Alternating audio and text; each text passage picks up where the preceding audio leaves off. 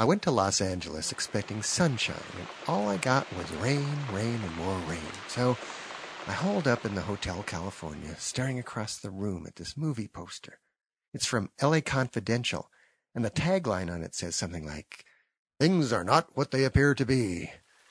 I'm sitting there with the rain dripping from the palm trees outside, and I come up with an idea for a movie. The main character is this gorgeous blonde named Tai Collins. Yeah, it's Tai.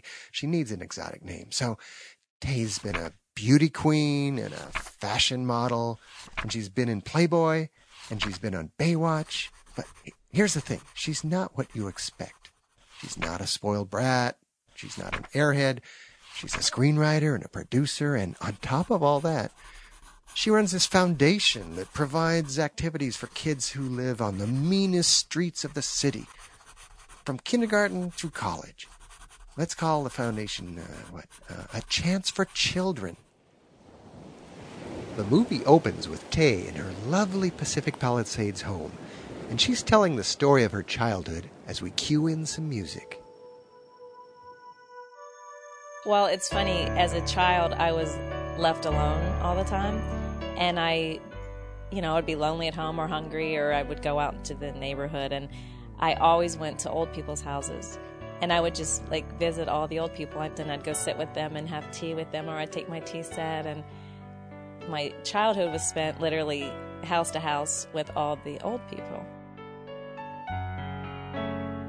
I work in the 3 worst gang areas of LA, but I always say I was one of these kids. I wasn't obviously in the projects or the ghetto, or it wasn't as dangerous, but I was, had a similar background in life.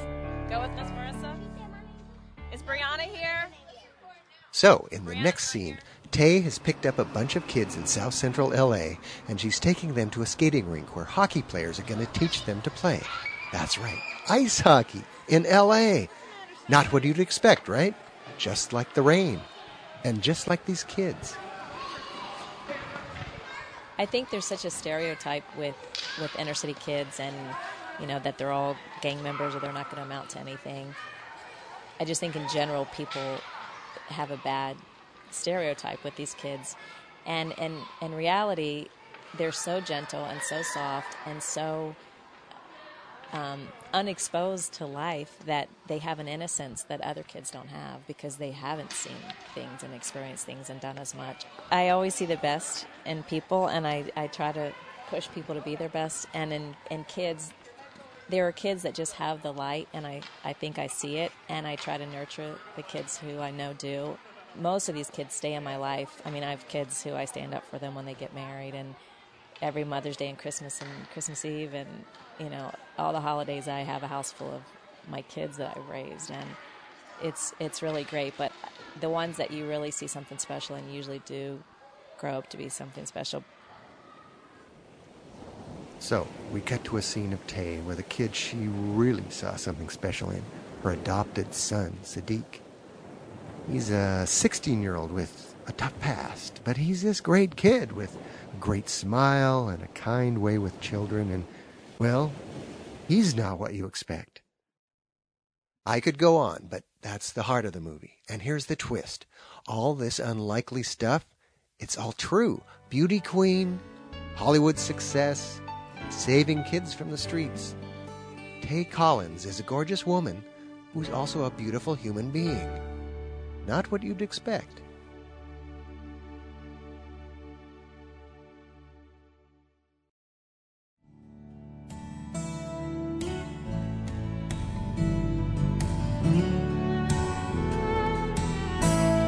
Next, I'm heading to the Grand Canyon to meet some folks who live on the edge of that magnificent hole in the ground.